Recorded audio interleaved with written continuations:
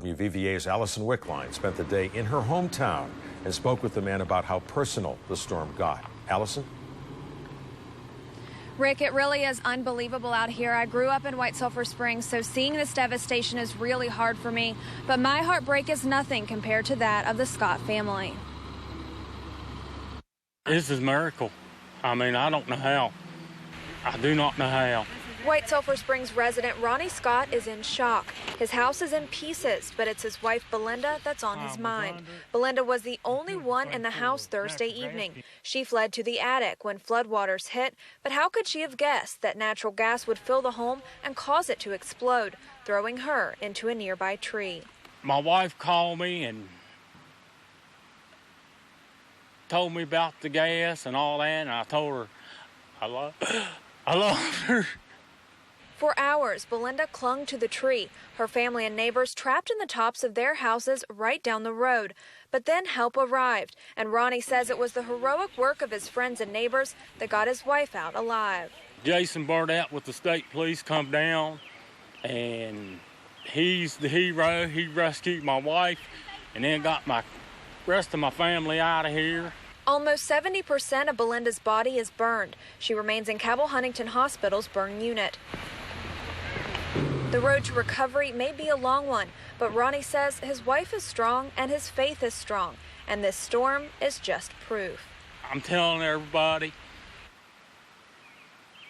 you need to pray. I prayed and prayed and prayed, and prayers will be answered.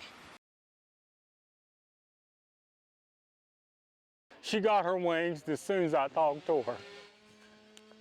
After the historic flooding in West Virginia, Ronnie Scott is facing a new reality, a reality that hits him as hard as the floodwaters hit his town of White Sulphur Springs.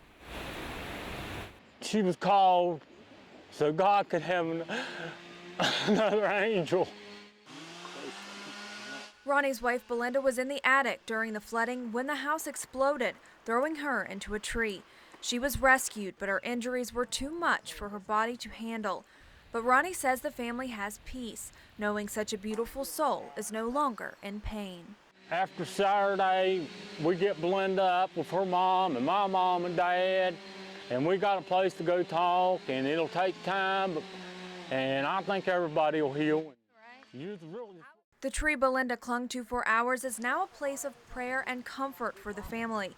But they are not alone. Sadly, people all over White Sulphur and other hard-hit areas like Raynell are still trying to process the magnitude of their losses. Homes, pictures, pets, and people.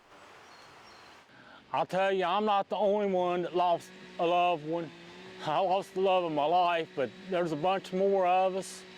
And if anybody sees them, just give them a hug. Ronnie says a future without his wife here will be hard.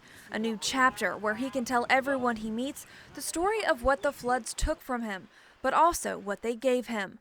Another guardian angel. Remember, there's never been that much water in here. Out of the rubble and the ruins come stories of rescue and rebuilding. The town of White Sulphur Springs was ravaged by floodwaters Thursday. As residents rummage through what's left of their homes and memories, an overwhelming sense of community is rising above. It's actually good to see the community pull together or something like this, because this town's never faced anything like this. This is the worst disaster ever that I know of. Nick Glover lost everything in the flood, but he is not alone. Hundreds of homes have been destroyed all across West Virginia, at least 23 lives lost. So how do communities recover? As residents say, it's about selflessness and strength. You get up and you rebuild with the help of everybody around. And do you think White Sulphur can do that? Absolutely. What was going through your head when you guys risked your own lives to save her, to get her out of the car? You don't really think about it. You just think about other people and if they're okay.